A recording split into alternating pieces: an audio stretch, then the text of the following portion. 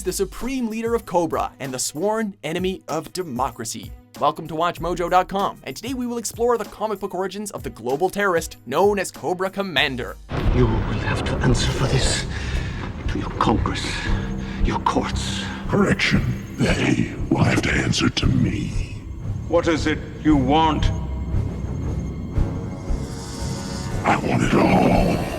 As with most comic book characters, there are often reimaginings and different versions to a character's past. We have chosen to primarily follow the storylines which unfolded in 1982's G.I. Joe, A Real American Hero #1, which was later expanded upon in 1987's G.I. Joe, A Real American Hero #55, as well as in 2012's Cobra Annual #1. You incompetent steelhead! Your bungling has cost me dearly! Premature panic is the sign of an immature mind. The origins of Cobra Commander are shrouded in mystery and often contradicted by the villain himself, perhaps in an attempt to perpetually keep his enemies in the dark when it comes to their eternal nemesis.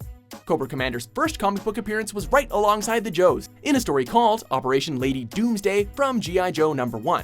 During which the Commander and his Cobra comrade, the Baroness, kidnap a renowned nuclear physicist by the name of Dr. Adele Burkhart. G.I. Joe members Scarlet and Snake Eyes embark upon a daring rescue mission to save Dr. Burkhart. However, they soon find themselves face to face with the Commander himself, who threatens to kill the Doctor should the Joes not drop their weapons.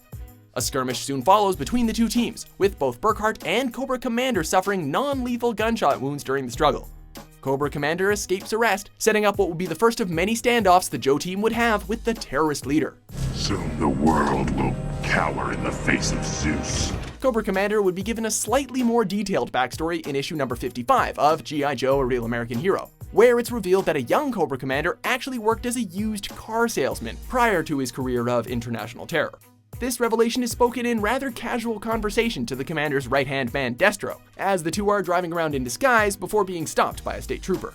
The mood quickly turns serious, however, when the trooper seems to recognize the Commander from a wallet photo found at the scene of a horrific fiery car crash a year prior, the victim of which was a young man by the name of Billy. The trooper reveals that Billy, aka Cobra Commander's tortured and estranged son, lay comatose in a local hospital after suffering severe eye and leg trauma. It's here where a surprisingly human side to the Commander is shown, as the Cobra leader takes a detour with Destro to the hospital, where he shares an apologetic and emotional moment with his unresponsive son.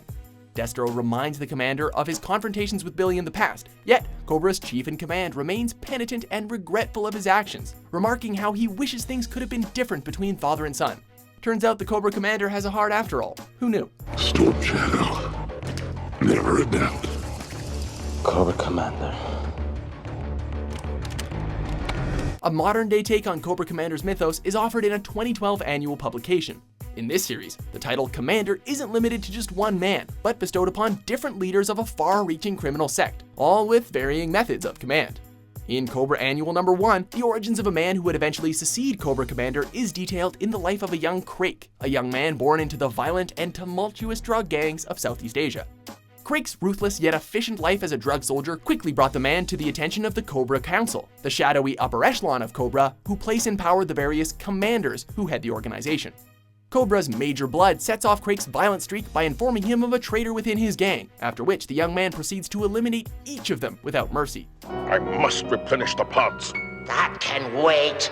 First I'll dispose of Duke.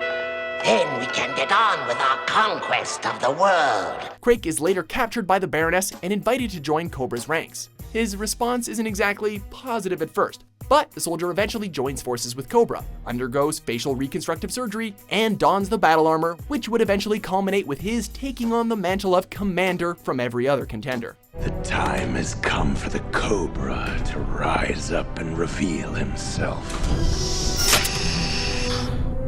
You will call me Commander. Are you a fan of the brilliant yet sinister Cobra Commander? For more action-packed content published every day, be sure to subscribe to WatchMojo.com. You are relentless, Duke, I'll give you that much. And what's to stop me from blowing you out of the water?